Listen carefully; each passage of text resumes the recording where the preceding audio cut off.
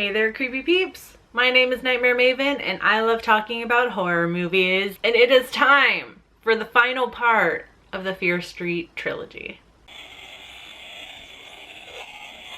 If you're new here, hi! Hello, welcome. So glad you found my channel. I don't normally devote this much of a month to one event, but every weekend on this channel has been Fear Street.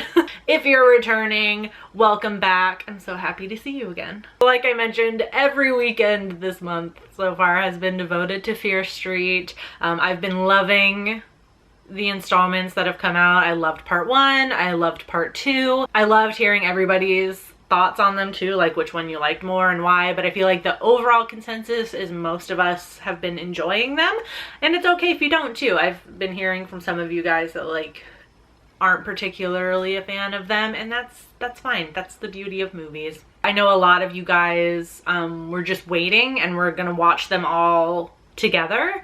So the last 2 reviews I've done have been spoiler free, and since this is the final part, I want to talk about all 3 of them together once I watch this 3rd part. So this will not be spoiler free. I'm very interested to see what happens. I'm excited that all of like our main cast are going to be in this one playing different characters from 1666. I liked both so far. I gave part 1 a 4.5 out of 5. I gave part 2 a 4 out of 5. I really liked both of them. So I have high hopes for this one. I have a feeling I'm gonna enjoy this. Without further ado, I just want to start it. So yeah, here we go. This one, just right off the bat, I do have to say I like the like flashback present day. I'm just gonna use present day for 1994 because that's like the present day of this trilogy, right? I liked the balance between like the flashback and the present in this one a little bit more than 1978, where I feel like 1978 it lasted a little bit long. I don't have as much gripe with the length of the flashback now that I've seen all of them, and I've seen kind of like the way that this story was laid out. I think it, like all together, like seeing it all together now, it works really well, and I honestly might even just change my rating for 1978 and bring it up to a 4.5. Really interesting way they laid out this story, and I think it works really, really well. The kind of like reversal of time. We have to talk about the twist. The whole point of the 1666 flashback and seeing exactly what happened is to show that what we were told is not actually what happened, which I love because it's basically like, I feel like we all should have seen it coming, especially if you live in the United States. You should have seen it coming because we all know history is written by rich white men, and that's exactly what was happening in this. They changed the narrative so that this witch figure is demonized and she's the cause for everything. Turns out it's actually the good family. The moral of the story is don't trust the rich white men, and I have to agree with that. I gotta say, I didn't quite see it coming. I feel like, you know, the character of Nick Good, he factored in a lot to the story, interestingly, like especially in 1978, and I thought it was just because like, oh, you know, hey, he also survived and that's a thing, but they're really just setting up for him to be the problem. I loved the flashback to 1666. It was very folky, you know, very occult. I loved it, but kind of like a modern twist. Like the very beginning of it starts with Sarah Fear like walking through the town, and like all of the people her age in town, like they speak this code to each other, like they're gonna meet each other that night, and I was thinking it was gonna be some like witchy thing, and it's really just like a party out in the woods, and I loved it.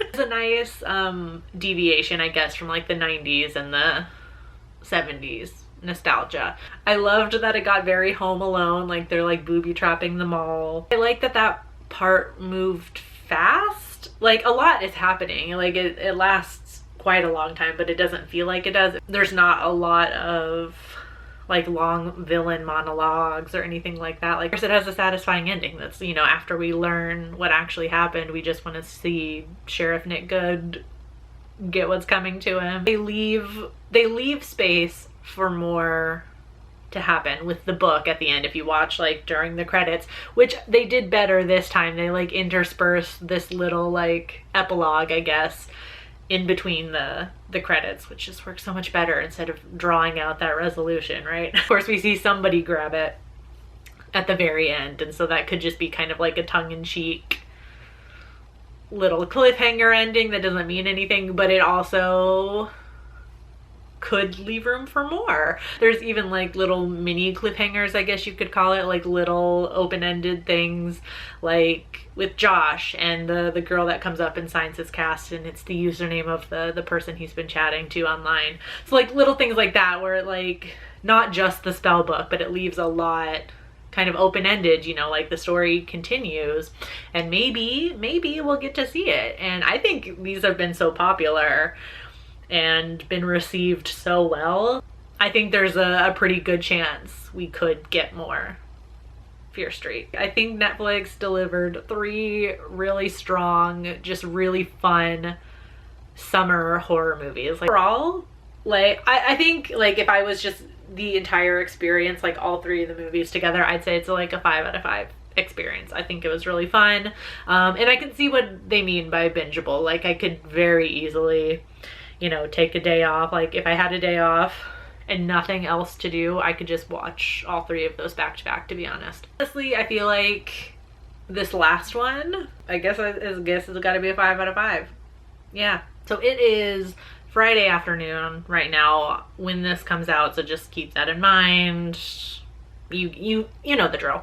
On IMDb right now it has an even 7 out of 10. On Rotten Tomatoes right now it has a 94% critic score out of 31 reviews and an 86% audience score. On Letterboxd it has a 3.8. So let me know what you thought about 1666 by itself, and then the trilogy as a whole in the comment section, please.